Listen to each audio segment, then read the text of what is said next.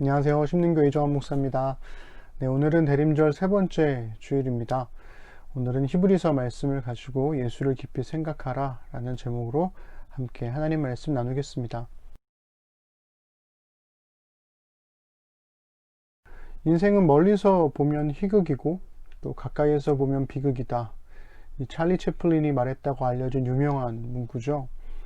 생각하면 할수록 그리고 겪어보면 겪어볼수록 정말 맞는 말이다라는 생각이 듭니다. 인별그램이나 이런 너튜브 이런 데서 SNS에서 보여지는 이 사람들의 모습은 언제나 좀 행복한 모습 그 자체인데, 막상 이 얼굴과 얼굴을 마주하고 대화를 나누기 시작하면 이러저러한 그런 현실적인 어려움들, 또 그런 고민들이 마구마구 쏟아져 나오곤 합니다. 행복하게만 사는 것 같아서 좀 부러워하기만 했던 그런 마음이 미안해지기도 하죠. 친구가 그러더라고요. 현실이 그지 같으니까 인별그램에서만큼은 좀 행복해하는 나를 보고 싶다.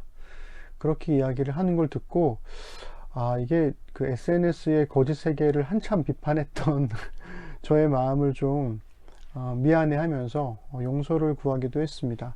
그 또한 이해 못할 일은 아니니까요. 쉽게 비판하는 말 한마디보다는 그가 마주하고 있는 현실을 위한 기도 한마디를 더 보태는 게 낫겠다, 그런 생각을 하게 됐죠. 공감의 크기는 경험의 크기와 비례한다고 생각합니다. 제 친구는 재수학원 옥상에서 눈물 젖은 컵라면을 먹어보지 않고서는 인생을 논하지 말라 이런 농담 섞인 이야기들을 한참 하곤 했는데요.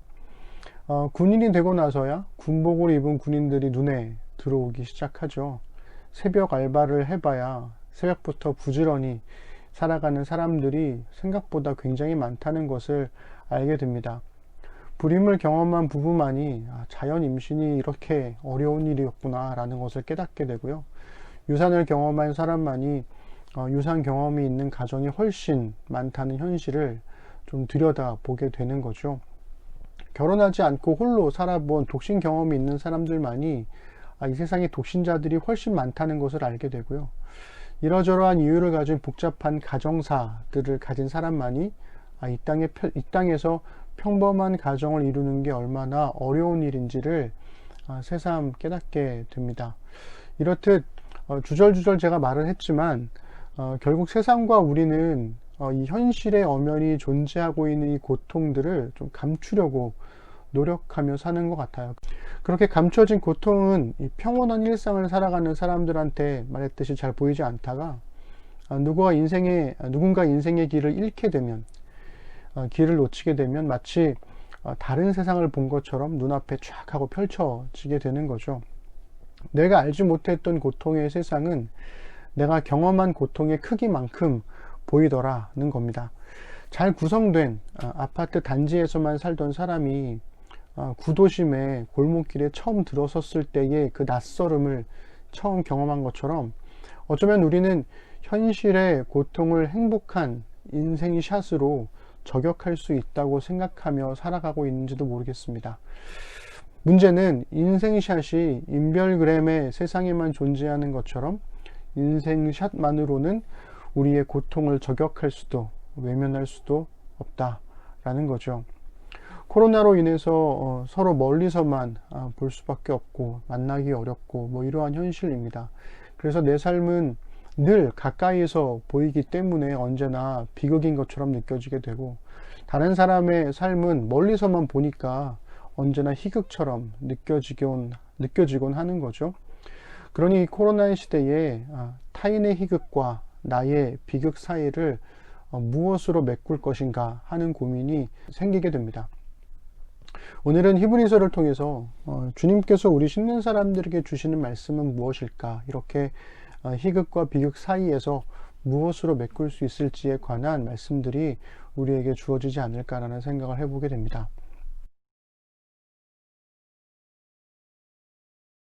히브리서는 로마서와 고린도전서 다음으로 세 번째로 긴 편지입니다. 하지만 막상 읽어보면 이게 편지가 아니라 오히려 긴 설교에 가깝구나 라는 것을 좀 깨닫게 되죠. 편지의 특징인 뭐 발신자나 수신자 이런 게 좀 명확하지가 않고 그 흔한 인사말도 없기 때문에 그렇습니다. 대신에 교훈과 권면이 서로 계속해서 반복되기 때문에 히브리서를 읽으면 편지로 읽기보다는 한 편의 설교를 읽는다는 마음으로 읽는 게 훨씬 더 도움이 될 거라는 생각이 들어요.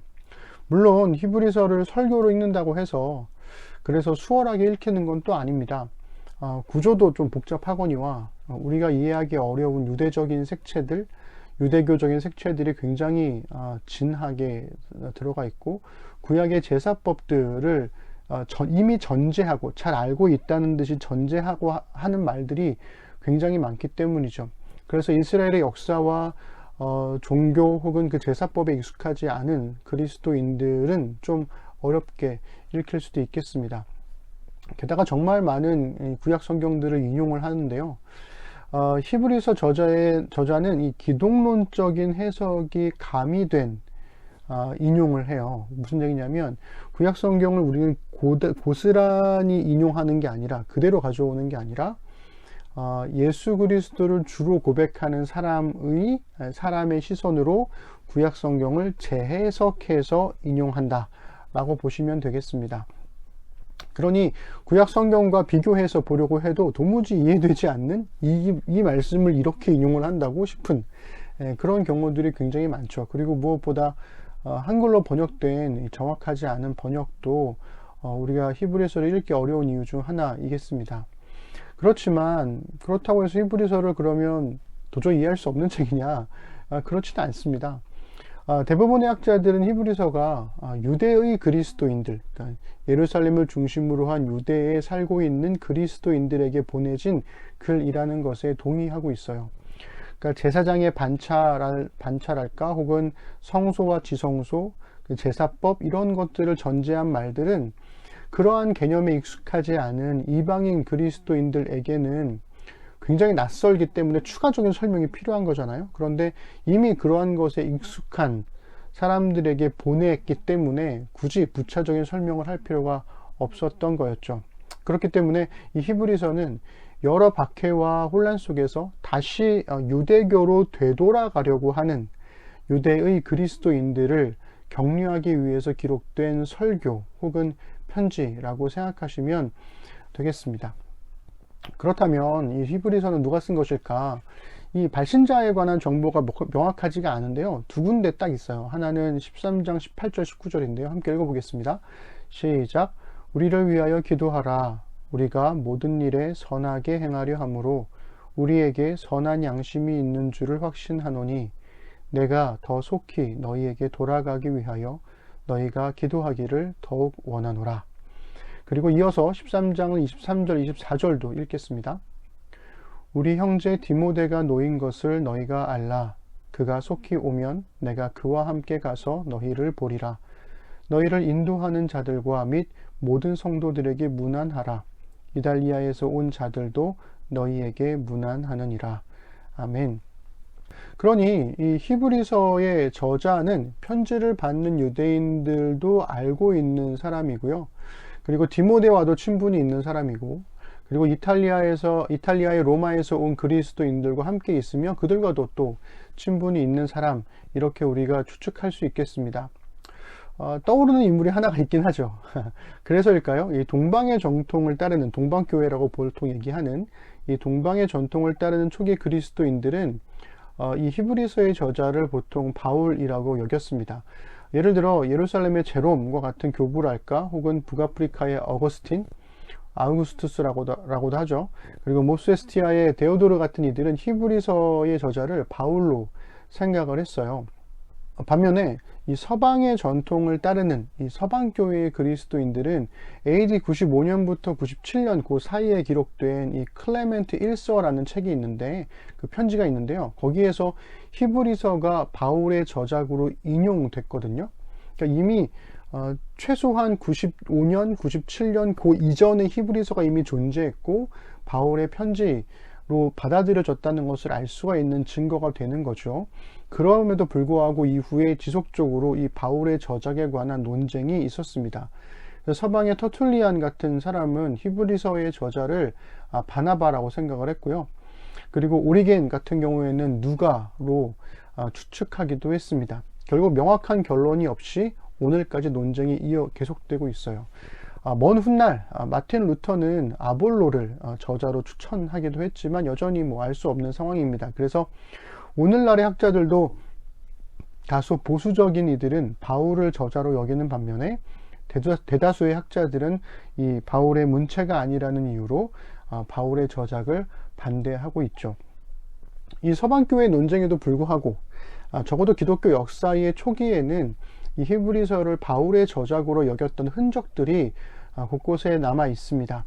AD 200년경에 쓰여진 사본으로 추정이 되는 체스터 비티 파피루스라는 게 있어요. 보통 P46번으로 알려져 있는 이 사본인데 여기 보면 히브리서가 로마서 다음에 로마서와 고린도전서 중간에 히브리서가 있어요. 그리고 바티칸 사본에는 갈라디아서와 에베소서 사이에 이 히브리서가 있고요. 그 다음에 헬라어 필사본, 여러 헬라어 필사본들을 보면 데살로니가 후서 바로 뒤에 히브리서가 배열되어 있는 것을 알 수 있습니다. 그 얘기는 뭐냐면 적어도 이 히브리서가 초대 교회의 그리스도인들에게 여전히 바울의 편지 사이에 끼어 있는 바울의 저작으로 여겨졌다는 것을 알 수가 있다는 거죠. 그럼에도 불구하고 여전히 우리는 히브리서의 저자가 누구인지 모릅니다. 히브리서의 저자를 바울이 아닌 누가로 추측했던 이 서방교회의 대학자인 오리겐조차도 결국 하나님만이 아신다 이렇게 결론을 내렸을 정도니까요. 설령 히브리어를 바울이 썼다고 해도 그 내용상의 독특함 때문에 히브리서를 바울 서신들과 함께 다루기도 좀 애매합니다.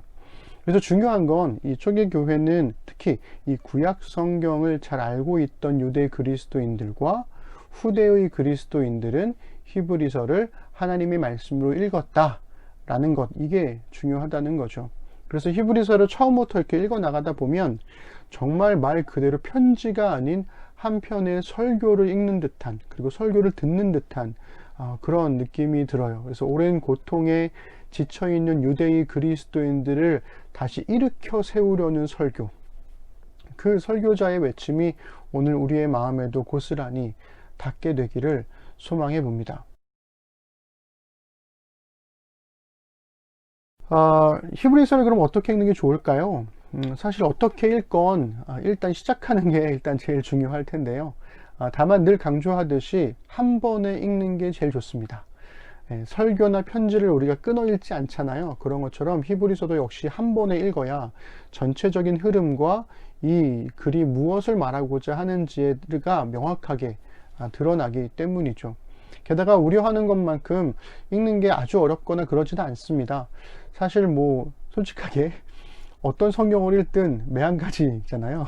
뭐 조금 더 어렵다, 조금 덜 어렵다 이런 건 뭐 큰 차이는 없다는 생각이 듭니다. 그래도 히브리서를 읽기 위해서 최소한의 기준이 될 만한 학자의 제안을 참고하면 도움이 될 텐데요. 대표적으로 이필찬 교수님은 이 히브리서의 구조를 크게 세 부분으로 나누고 있어요. 먼저는 1장 1절부터 3장 1절인데요. 그리스도의 탁월성과 성육신을 주제로 한 이 서론 부분이 있고요. 본론은 크게 두 부분으로 나눌 수가 있는데 전반부인 3장 2절부터 6절은 안식과 성숙을 주제로, 7장부터 10장은 새 언약의 도래를 주제로 이야기하고 있고요. 마지막 결론 부분은 11장부터 13장으로 이 교회 공동체에게 어떻게 적용할 것인가, 이러한 구조로 되어 있다고 제안해주고 있습니다. 물론 이 교수님의 책에서는 이 세부적인 흐름을 훨씬 더 자세하게 다루고 나누고 있지만 다른 성경이 그러하듯이 히브리서의 구조를 어떻게 나눌 것이냐, 이거는 사실 학자들마다 다 차이가 약간씩은 있습니다. 그런데도 이 대부분의 학자들이 히브리서에 대해서 동의하는 것 중에 하나가 뭐냐면 교훈과 권면이 계속해서 반복된다는 거예요. 예수가 어떠한 분인지에 대해서 막 교훈을 하고, 그래서 너희들은 이렇게 해라.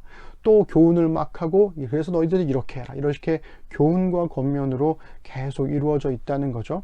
그래서 여기서 말하는 교훈은 예수 그리스도의 탁월성을 주장하는 것이고, 권면은 그 탁월하신 예수를 따르라는 주장이 되겠습니다.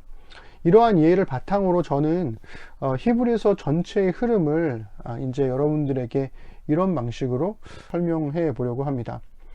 1장에서는요, 천사보다 나은 예수님을 논증해요.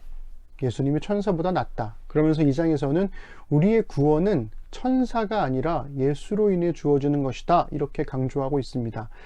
이렇게 말하게 된 이유는 제2성전기부터 1세기에 유대교에서 유행했던 이 천사 숭배를 의식하고 있는 것 같고, 그 천사 숭배를 비판하면서 동시에 참 구원이신 예수를 따르라는 권면을 해주는 것으로 보입니다. 3장에서는 이 모세보다 나은 예수님을 논증을 해요. 예수님이 모세보다 낫다. 그러면서 4장에서는 모세를 따르던 이스라엘이 실패한 그 안식을, 하나님께서 약속하신 그 땅에서 안식을 누리는 그 참된 안식을 예수님을 따름으로써 얻게 될 것이다. 이렇게 권면하고 있다는 거죠. 이는 이 모세의 권위를 이용해서 형식적인 율법만 따르려 했던 유대교를 비판하는 동시에 율법을 넘어서 참된 안식이 누구로부터 오는 것이냐? 예수로부터 오니까 그 예수님을 따르라는 권면으로 이어진다는 거죠. 5장에서는 이 아론의 후손 제사장보다 나은 대제사장 예수님을 논증하고 있습니다. 무슨 얘기냐면 예수님은 아론의 후손들로 이루어진 레위계 제사장이 아니라는 거예요. 오히려 그들이 있기도 전인 아브라함 때에 아브라함이 11조를 바쳤던 이 제사장, 멜기세덱 계열의 제사장이라는 독특한 주장을 하게 됩니다. 그렇기 때문에 6장에서는 아브라함에게 주어진 약속을 레위계 제사장들이 아닌 예수를 통해서 받으라고 권면하고 있는 거죠. 이는 이 당시 유대의 권력을 쥐고 있던 이 대제사장들과 제사장 무리들을 비판하면서 동시에 하나님께서 직접 보내신 예수님을 따르라는 권면으로 이어지고 있습니다. 7장에서는 이 앞전 이야기와 연결되는데요. 아론의 후손인 레위계 제사장들보다 더 나은 멜기세덱 계열의 예수님을 논증하고 있어요. 그러면서 8장에서는 대제사장이신 예수님을 통해서 믿는 자들에게 새 언약이 주어졌음을 권면하고 있습니다. 이 9장에서는 기존의 성소와 또 제사장들보다 훨씬 더 나은 새 언약의 중보자 되신 예수님을 논증하고 있고, 10장에서는 율법과 제사의 완성이신 예수님을 믿음으로써 새로운 살 길을 누리라고 권면하고 있습니다. 11장에서는 믿음으로 살아간 사람들을 논증하고, 12장에서는 믿음으로 살아간 사람들처럼 예수님을 바라보고 생각하며 살으라고 권면하고 있습니다. 마지막 13장은 히브리서 전체의 결론으로 예수님을 바라보고 생각하는 사람들의 삶이 어떠해야 하는지를 이야기해주고 있죠. 예수님은 그 누구와도 비교할 수 없는 하나님의 아들이자 우리의 대제사장이십니다. 구원과 안식과 약속과 이 새 언약을 믿는 자들과 함께 누리게 하시는 분이시기도 하신 거죠. 그 약속이 우리에게 주어져 있다고 계속해서 반복적으로 강조하고 있습니다.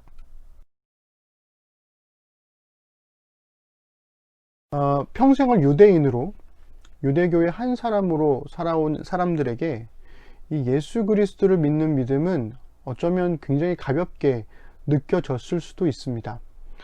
구약의 위대한 선지자들과 또 역사를 통해 전해진 율법들, 그리고 그 율법을 지키며 살아가야 할 다양한 의무들에서 벗어나게 되었을 때 처음에는 이게 자유구나 싶은 마음이 들었을지도 모르지만 시간이 갈수록 뭔가 아쉽고 비어있는 것 같은 그런 느낌이 들었던 것은 아닐까라는 생각을 해보게 돼요. 마치 이 매일의 새벽 기도와 수요 예배, 금요 기도회, 주일 예배, 저녁 예배에 지쳐있던 한 신자가 갑자기 일주일에 한 번만 예배를 드리는 교회로 왔을 때 엄청난 편안함을, 그리고 삶의 엄청난 질을 향상을 느끼는 것처럼 그런 마음이 들었던 게 아닐까 하는 거예요. 그러다가 점차 시간이 지나면서 더 예배를 드려야 하는 건 아닐까? 기도 모임이 더 필요한 건 아닐까? 하는 그런 조바심이 생기는 것처럼 말입니다. 그러다가 어느 순간 내 삶에 익숙했던 방식을 따라, 내 삶에 익숙한 습관을 따라 다시 유대교로의 회귀 본능이 생겨난 게 아닐까. 그래서 당시 유행하던 천사 숭배와 존경받는 모세의 율법, 그리고 삶의 기준이 되었던 이 제사장 중심의 일상으로 돌아가려는 마음이 유대의 그리스도인들에게 생겨난 것이라고 추측이 되는 거죠. 그래서 히브리서 저자는 다시 유대교로 돌아가려고 하는 이 유대인 그리스도인들에게 당신들이 오래도록 들어왔던 천사 숭배보다 예수님이 더 나은 분이라고 호소하고 있는 거죠. 예수님은 모세보다 나은 분이시고 아론의 반차를 따르는 제사장들보다 나은 분이며 그들과 비교할 수 없다라고 호소하고 있는 것입니다. 제사장을 중심으로 한 성전 제사는 그저 그림자에 불과하다는 거죠. 그러니 예수님은 천사보다 나은 하나님의 아들이기 때문에 천사가 아니라 예수를 붙들어야 한다고 강론하고 있습니다. 우리 1장 4절 읽겠습니다. 그가 천사보다 훨씬 뛰어남은 그들보다 더욱 아름다운 이름을 기업으로 얻으심이니. 2장 1절입니다. 그러므로 우리는 들은 것에 더욱 유념함으로 우리가 흘러 떠내려가지 않도록 함이 마땅하니라. 아멘. 다시 유대교로 다시 천사 숭배로 돌아갈 필요가 없다는 거죠. 그렇게 떠내려가지 않도록 해야 한다는 겁니다. 또한 예수님은 모세보다 나은 분이십니다. 참된 안식을 주실 분이시기 때문에 우리가 붙잡아야 할 건 모세가 아니라 예수님이라는 거죠. 3장 3절입니다. 그는 모세보다 더욱 영광을 받을 만한 것이 마치 집 지은 자가 그 집보다 더욱 존귀함 같으니라. 이어지는 4장 11절부터 14절 우리 요약된 부분만 읽겠습니다. 그러므로 우리가 저 안식에 들어가기를 힘쓸지니 그러므로 우리에게 큰 대제사장이 계시니 승천하시니 곧 하나님의 아들 예수시라. 우리가 믿는 도리를 굳게 잡을지어다. 아멘.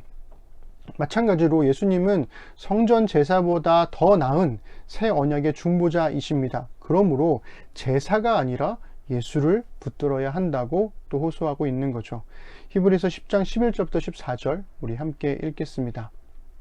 제사장마다 매일 서서 섬기며 자주 같은 제사를 드리되 이 제사는 언제나 죄를 없게 하지 못하거니와 오직 그리스도는 죄를 위하여 한 영원한 제사를 드리시고 하나님 우편에 앉으사 그 후에 자기 원수들을 자기 발등상이 되게 하실 때까지 기다리시나니 그가 거룩하게 된 자들을 한 번의 제사로 영원히 온전하게 하셨느니라. 아멘. 한 번의 제사로 온전하게 하신 예수를 따라가야 한다는 거죠. 그러니 그리스도인들이 눈앞에 닥친 고난과 또 의심 때문에 우리가 믿고 있는 바가 마구마구 흔들릴 때 히브리서 저자는 그 누구와도 비교할 수 없는 예수를 깊이 생각하라고 호소하고 있는 것입니다. 우리 히브리서 12장 1절부터 3절 말씀도 읽겠습니다. 이러므로 우리에게 구름같이 둘러싼 허다한 증인들이 있으니 모든 무거운 것과 얽매이기 쉬운 죄를 벗어버리고 인내로써 우리 앞에 당한 경주를 하며 믿음의 주요 또 온전하게 하시는 이인 예수를 바라보자. 그는 그 앞에 있는 기쁨을 위하여 십자가를 참으사 부끄러움을 개의치 아니하시더니 하나님 보좌 우편에 앉으셨느니라. 너희가 피곤하여 낙심하지 않기 위하여 죄인들이 이같이 자기에게 거역한 일을 참으신 일을 생각하라. 아멘. 그리고 이 예수를 생각하라는 호소는 왜 그러면 우리가 예수를 생각해야 하는지에 관한 이유와 함께 이 처음 부분에서도 강조되고 있습니다.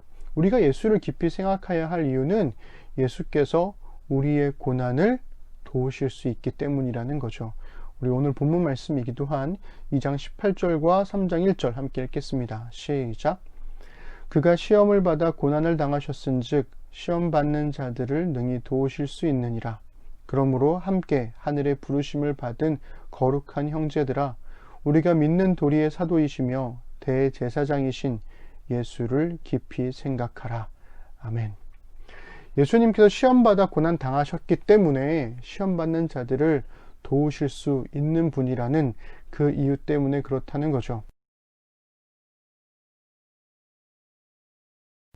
히브리서에서는 바로 그 이유, 그리스도께서 우리를 위해 우리의 고난에 동참하셨고 인내하심으로써 우리의 구원자가 되셨다는 고백이 계속 반복되고 있습니다. 이것은 예수님께서 원래는 구원자가 아니셨는데 나중에 구원자가 되었다 이런 뜻이 아니라 현재 고난받고 있는 그리스도인들의 인내를 격려하기 위한 이 목회적인 권면, 목회적인 설명이 되는 거죠. 우리 대표적으로 두 부분만 함께 읽어보겠습니다. 4장 15절 16절 먼저 읽겠습니다. 시작. 우리에게 있는 대제사장은 우리의 연약함을 동정하지 못하실 이가 아니요 모든 일에 우리와 똑같이 시험을 받으신 이로되 죄는 없으시니라. 그러므로 우리는 긍휼하심을 받고 때를 따라 돕는 은혜를 얻기 위하여 은혜의 보좌 앞에 담대히 나아갈 것이니라. 아멘. 우리 이어서 5장 7절부터 10절도 함께 읽겠습니다.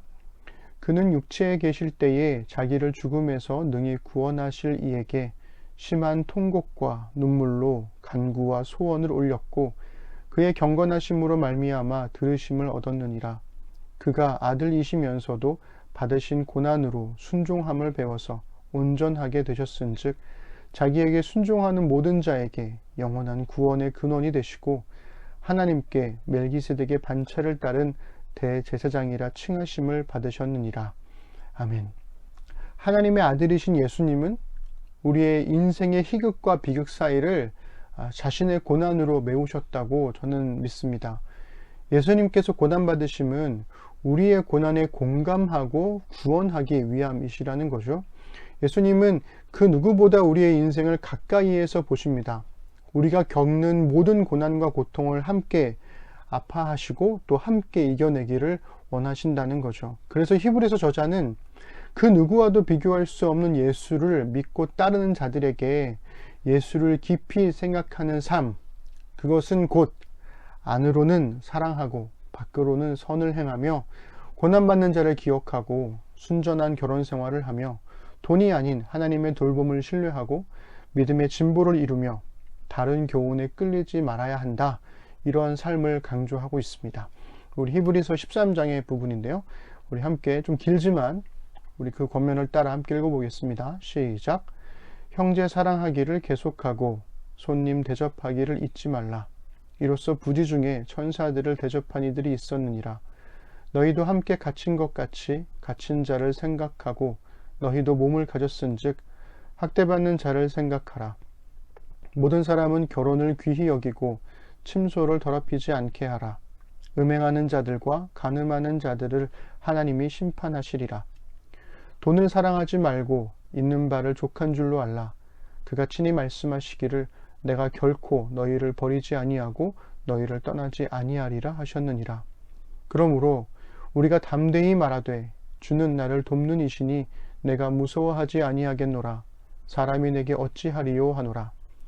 하나님의 말씀을 너희에게 일러주고 너희를 인도하던 자들을 생각하며 그들의 행실의 결말을 주의하여 보고 그들의 믿음을 본받으라. 예수 그리스도는 어제나 오늘이나 영원토록 동일하시니라. 여러 가지 다른 교훈에 끌리지 말라.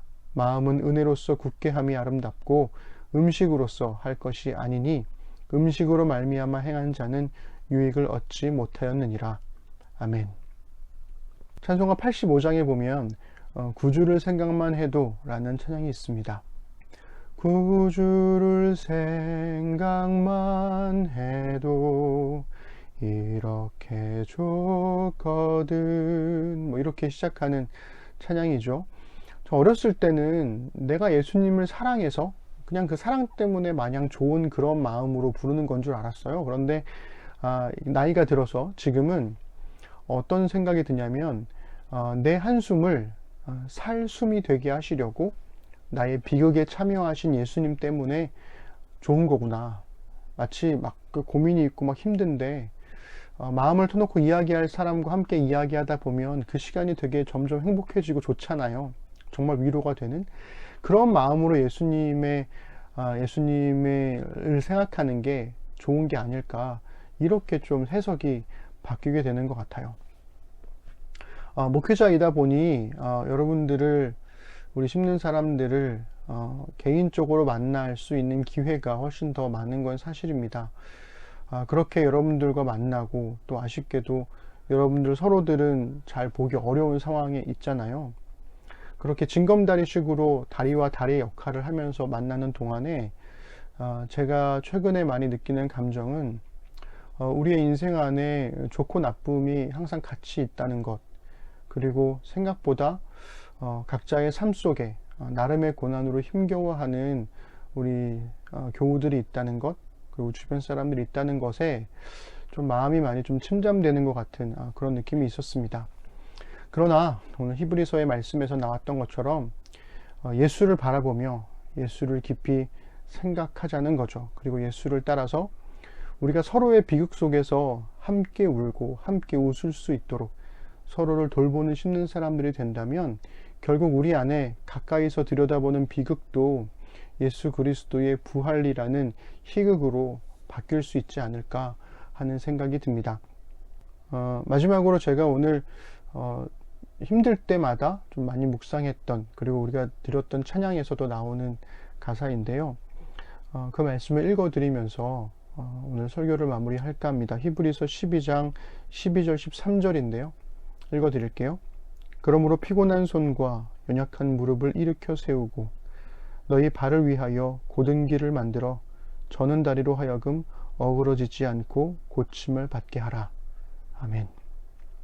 피곤한 손과 연약한 무릎을 일으켜 세우는 것, 곧은 길을 만들어서 저는 다리를 어그러지지 않도록 돕는 것, 그 일들을 우리 심는 사람들이 서로가 서로에게 행할 수 있었으면 좋겠습니다. 어려운 때지만 그러나 예수를 생각하며 예수를 바라보며 예수처럼 살아갈 수 있는 우리 심는 사람들 되시기를 주님의 이름으로 부탁드립니다. 기도하겠습니다. 하나님, 모든 사람에게 고통과 고난은 주어져 있습니다. 단지 그것을 사람들에게 드러내 보이는 것을 부끄러워하고 또 굳이 말할 필요가 있을까 하는 생각에 그저 혼자 끙끙 앓고 있는 사람들이 많다는 것 뿐이겠지요. 삶과 죽음이 종이 한 장 차이로 우리 삶을 스쳐 지나가듯이 인생의 기쁨과 또 고난도 우리의 삶의 곳곳에 있음을 알게 됩니다.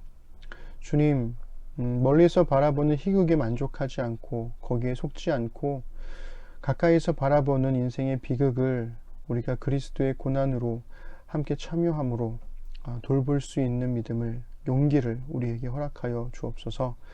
우리 사랑하는 심는 사람들이 공동체적으로 함께 다 같이 모일 수는 없겠지만 그럴 때일수록 서로를 더욱더 돌보고 밖으로 선을 행할 수 있도록 그런 믿음과 지혜와 용기를 우리에게 허락하여 주옵소서. 주님께서 우리 심는 사람들을 붙드시고 또 피곤한 손과 연약한 무릎을 일으켜 세우실 것을 간절히 소망하며 예수님의 이름으로 기도드립니다. 아멘.